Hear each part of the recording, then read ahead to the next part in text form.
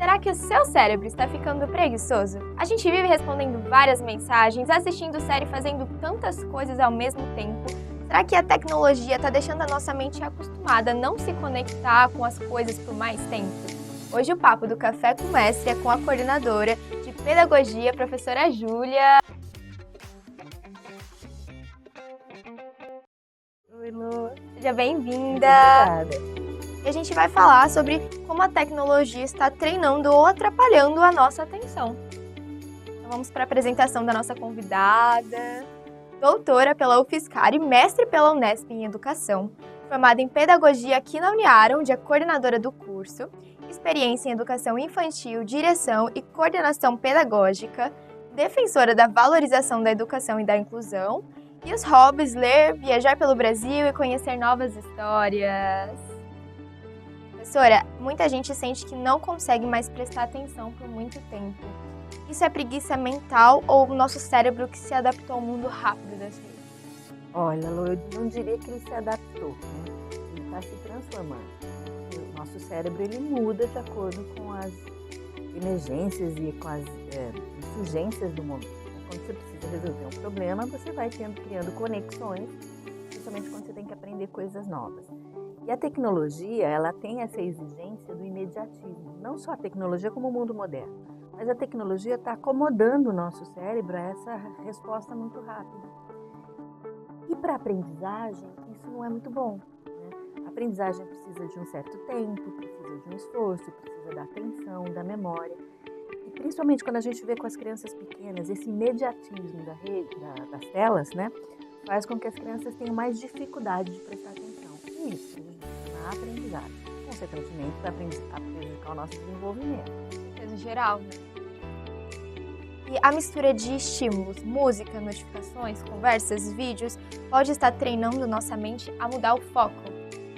Ela dificulta você ter um foco. Muita gente precisa ouvir uma música ou ver associar dois tipos de atividade para ter um pouco mais de atenção. Eu sou uma delas. Eu não consigo fazer nada sem estar ouvindo algo. algo. Isso não é muito bom. Porque você acaba não pondo o seu foco total, o seu potencial, o nosso enorme potencial do cérebro numa ação. Fica dividido. Você vai acabar ficando dividido. Algumas pessoas até hoje em dia com a plasticidade cerebral, com a possibilidade de você fazer seu cérebro aprender coisas novas, a gente até consegue. Mas para os menores, como algumas informações são muito específicas, ler e escrever, por exemplo, você precisa de uma atenção maior. Então esses múltiplos estímulos não ajudam. Só o que ajuda? O que ajuda é você ter múltiplas percepções dentro do mesmo estímulo. Por exemplo, ler e escrever. Ler e ler em voz alta, então ouvir o que você está lendo. Então, a mesma ação usando múltiplas percepções. Isso ajuda. Agora, uma música que fala de uma coisa, uma série que fala de outra, e você lendo um texto sobre física quântica, não vai ajudar. Ju, e o que trouxe essa paixão pela educação? Olha, essa paixão pela educação, de uma maneira muito curiosa, começou quando eu estava fazendo um outro curso. Minha primeira graduação foi em Ciências Biológicas e eu entrei num processo de iniciação científica, que era ciência para os pequenos. E aí eu fiquei encantada com as crianças, eu fiquei encantada da forma como as crianças aprendem, e aí levou minha vida para essa área da educação, que é muito interessante, que é muito incrível. Então vamos para o tema, bora! Muita gente sente que não consegue mais prestar atenção por muito tempo. Isso é uma preguiça mental ou o cérebro se adaptou ao mundo rápido das redes? Eu acho que não foi uma adaptação ao mundo das redes. Eu acho que o nosso cérebro realmente está mudando. Mas é uma mudança muito rápida e essa mudança não está colaborando com a nossa atenção, com a memória, com prestar atenção nas coisas. Então está tudo muito rápido e as informações estão ficando cada vez mais econômicas, mais difusas, e isso não está ajudando muito a gente a trabalhar esse processo de desenvolvimento das nossas aprendizagens. Entendi. E essa mistura de estímulos, ouvir música, notificações, conversas, vídeos, tudo ao mesmo tempo, pode estar treinando a nossa mente a mudar o foco o tempo todo? Eu acho que não significa mudar o foco, isso está fazendo com que a nossa mente fique sobrecarregada de informações. Excesso. Exatamente isso. E aí esse excesso faz com que você não se aprofunde muito numa ou noutra. Eu sei que tem pessoas que precisam de outros estímulos para poder estudar, principalmente vocês de uma geração Eu mais sou nova. uma delas. Estou trabalhando, ouvindo música, ouvindo podcast. Mas só que você divide a sua atenção. Por mais que você ache que você está focando, você está dividindo a sua Tem atenção. um foco mas total, né? E lógico, seu cérebro hoje em dia já está modificado, ele já está pronto para isso, mas os estudos têm mostrado que você não consegue colocar todo o potencial da sua atenção numa coisa só. Para a gente tirar foto de todos os slides dos professores. Joia! Se você voltar para ler e fazer um tipo de organização dessa informação. Acho que eu já me confessei. Mas só tirar foto não vai te ajudar, né? Porque é exatamente Às isso. vezes a gente nem volta lá, nem Não, lembra. e você se sente confortável porque isso está guardado. Mas não significa que você Acessou, né? pensou sobre ele. Processou. Você só guardou. Mas não foi nem na sua memória, foi no seu equipamento. Não adianta nada, né? Na prova... É só a memória que vai funcionar. Com E certeza. principalmente o problema não é nem a prova. O problema é quando você tiver que atuar isso profissionalmente. Se for usar esse conhecimento, Eu né? preciso desse conhecimento para uma atuação profissional, para uma atuação de vida. Cadê? Tá lá no celular. Tá lá no celular. E a escrita à mão e as técnicas de sublinhar ou grifar ainda fazem diferença para memorizar? Muita, porque você está ajudando o seu cérebro a se concentrar. Lembra, esse cérebro que está cheio de novas conexões, acostumado com essas informações muito rápidas. Na hora que você foca nesse tipo de coisa, ajuda muito. A gente só tem que tomar alguns cuidados. Eu tenho que entender, para ajudar meu cérebro, não adianta eu sublinhar o texto inteiro. Eu tenho que aprender a destacar o que é mais importante naquilo que eu estou lendo. Aí sim, seu olho bate, já destaca naquilo e ajuda a sua memória. O processo ajuda. Escrever ao ladinho ou numa folha à parte. Tem pessoas, porque as pessoas são diferentes. E os seus mecanismos de aprendizagem também são diferentes, né? Então a gente tem que ajudar a nossa aprendizagem. Então, o que é melhor para mim? Ler em voz alta? Escrever? Cada um vai escolher o seu. Eu confesso que eu tento de tudo. Eu gravo, fico ouvindo, falo na frente do espelho. Uma das coisas interessantíssimas, Lu, para a gente guardar e ficar forte no conhecimento, é fazer de conta que a gente vai ensinar ele para alguém. Porque quando você vê, né? E aí você processa isso como uma forma de informação. Você fala, mas será que ele vai entender isso? Então, e se eu falar desse outro jeito? Então, essa forma de você... Eu falo que quem conversa, né? A pessoa fala, quem conversa em voz alta é louco. Não. É só porque está falando em voz alta. Porque conversar com a gente está conversando com a gente o tempo todo. Né? E essa conversa com você, de tentar elaborar esse conhecimento melhor para o outro, ajuda muito você a aprender. Muito. Por isso que a gente sempre pede para uma criança, quando é menor, ajudar o seu coleguinha. Vamos ajudar o coleguinha, fala para ele como é que você aprendeu, isso ajuda bastante. E eu vejo que às vezes quando eu fui explicar, eu percebi lacunas. Falei, como que eu vou explicar se eu não entendi? Aí você volta lá. Isso ajuda quem? O seu processo. Então explicar para o outro é tão bom para o outro quanto para a gente. Então faz com que a gente cada vez mais se fortaleça nesse conhecimento. Dicas valiosas, hein? Como equilibrar o uso da tela e atividades no papel para manter um bom nível de atenção? Isso vai ser uma coisa muito particular, né? Cada um vai ter que entender qual que é o seu... O que a gente não pode fazer é, por exemplo, não ter um caderno, ou um fichário, ou um bloco de notas. Eu não estou falando bloco de notas do celular, estou falando bloco de notas né? Escrito mesmo. Porque o que acontece? Você precisa de ajudar. Porque quando você vai lembrar de alguma coisa, por exemplo, você está na prova, você tem que lembrar que o professor perguntou uma coisa, você fala, putz, está naquele texto. Né? Aquele texto que a formatação é tal, que tem espaçamento de linha assim. Se você já fez as suas marcas, você lembra, fala, nossa, é onde eu pus a estrela, é onde eu pus a Aí chave. já tem uma memória visual. A memória visual ajuda também a sua memória cognitiva. E o tablet escrevendo serve? Uma canetinha assim? Olha, eu acho que serve. Vou ser sincera, eu não sou usuária desse tipo de informação. Mas o tablet te dá essa informação visual. Se você escrever com a caneta do tablet, eu acho que vai funcionar da mesma forma que o caderno. Uma coisa boa! Como é o seu acesso ao tablet? O caderno, você vai virando as páginas, você encontra rápido. E no tablet? É por pastas. Você tem que ter uma outra ação antes de fazer o acesso. Organização. Você tem que ter uma facilidade de organização. Mas dá pra gente se adequar. Eu acredito que sim, o nosso cérebro aprende, né?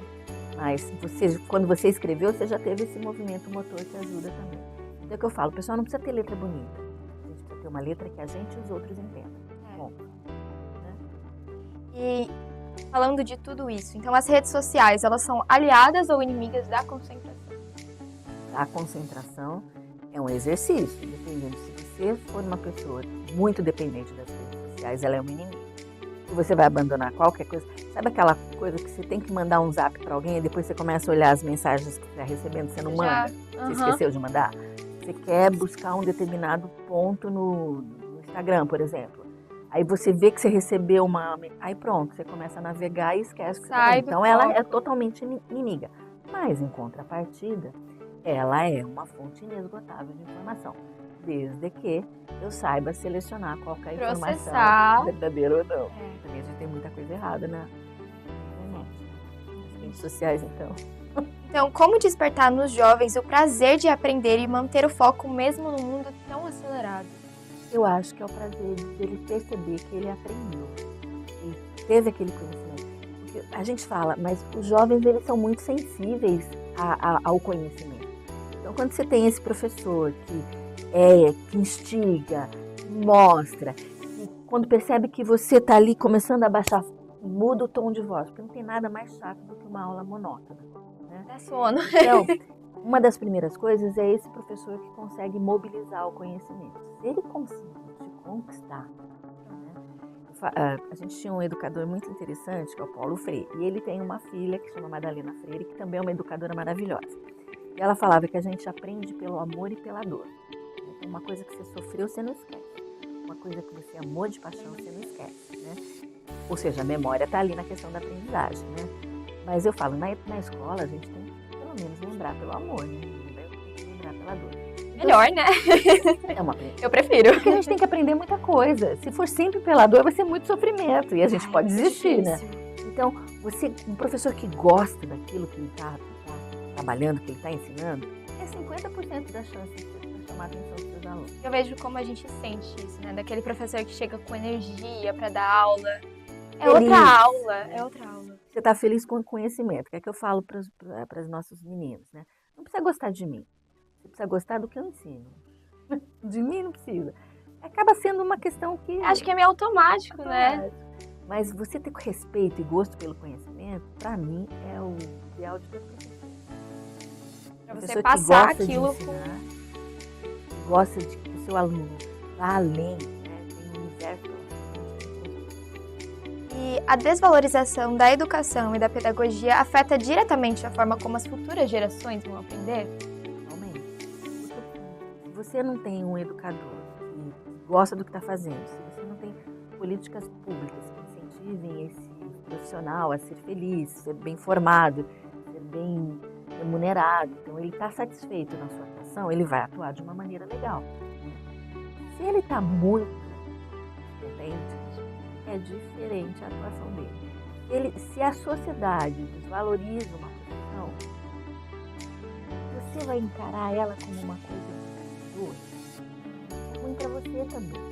Então, eu acho que a educação, infelizmente, e eu acredito que por motivos óbvios, né, ela é desvalorizada porque ela faz cidadãos críticos. Uma pessoa que tem uma boa educação consegue analisar os dois lados da situação. Com certeza. Ju, dentro de tudo isso que a gente falou, como você enxerga o seu propósito? Pergunta difícil. Muito. Mas eu sempre fui movida a fazer com que a educação seja valorizada. Eu gosto muito. Eu sou uma pessoa, falo que eu sou uma pessoa, eu sou fã de professores, principalmente dos bons professores, né? Eu acho que um bom professor, ele é um divisor na vida de todas as pessoas. E você lembra dos seus bons professores. Não importa que tipo de nível educativo. Se foi na infantil, se foi no fundamental, se foi... Volta! Vamos! Bora? Bora! Atenção! A base da aprendizagem. Celular. Uma faca de dois gumes. Pode ser um amigo ou um inimigo. Papel. Eu amo papel. Papel faz parte da nossa vida. O cheirinho de papel é bom, né? Um livro novo, quando você abre um caderno novo, um livro novo, tem até um cheiro gostoso. Memória. Também faz parte da nossa aprendizagem e ela que guarda todas as informações interessantes que são a base para qualquer outra aprendizagem futura. Redes sociais. Igual o celular. É muito bom. A gente não dá para viver mais sem, mas a gente também tem que ter incrível, a gente tem que ter uma certa limitação. Professor. Ai, que dor. Amo todos. Inclusão. Necessária. As pessoas são diferentes, o mundo é diferente, todos têm momentos e espaços. A gente tem espaço para todo mundo. Educação. Base do futuro. Preguiça. Faz parte. Ó, uma resposta. Faz parte, gente. A gente é humano, preguiça faz parte. Só que a gente tem que entender até onde a gente pode ter preguiça. Tem que controlar. Tem que controlar a procrastinação, a preguiça. Futuro. Esperança. Tem grande esperança. E aí, principalmente se a educação for valorizada, o nosso futuro vai ser a mudança do nosso país. Ju, um conselho que você deixaria para os jovens que estão assistindo a gente? Nunca deixem de aprender. Aprender é sempre muito. Aprender faz parte da evolução do ser humano. Pensem como vocês entraram no primeiro ano da faculdade e como é que o pessoal tá, como é que vocês estão no final lá, no quarto, quinto ano. Como é que a gente está? Vocês são completamente diferentes. Olha o que esses 3, 4 anos provocaram. Então, nunca deixem de aprender. Aprender é sempre muito bom. A gente tá vivendo para aprender, E desde aprender é pequenininho. bom em qualquer fase da vida, viu, gente? Quando a gente é velhinho também é excelente, porque a gente consegue fazer É muito bom falar. com que o nosso cérebro continue trabalhando e não envelheça, porque o cérebro também é um músculo, ele também, apesar de todo tecido nervoso, ele também envelhece. Professora Júlia, muito obrigada por tanto conhecimento, por tantas dicas e enxergar a esperança, né, na educação, no futuro, em ver que a gente pode aprender mesmo com tanta aceleração, com tantas informações. Olha, Lô, vou ser sincera, a minha maior esperança, além da educação, né, que é uma grande esperança, é com a juventude. Eu acho que vocês jovens têm uma energia, têm uma força, têm uma capacidade criativa, tem tudo para fazer cada vez o mundo melhor. A gente só precisa ter conhecimento suficiente para dar conta de todo esse potencial que essa juventude tem. Eu acho que vocês hoje em dia têm essas informações na mão, a gente só precisa aprender a organizá-las, né, e potencializar isso como conhecimento. Por isso que a gente precisa de pessoas como você para ensinar. Já vou ter que corrigir várias coisas aí na minha rotina, vou parar de ouvir meus podcasts. Não, ouça. Só não fazendo Só outra não coisa. fazendo o trabalho do coleguinha. E galera, o que vocês acharam, o que vocês aprenderam, contem pra gente nos comentários e deixem aí quem que vocês querem que a gente traga para o próximo app. Até mais!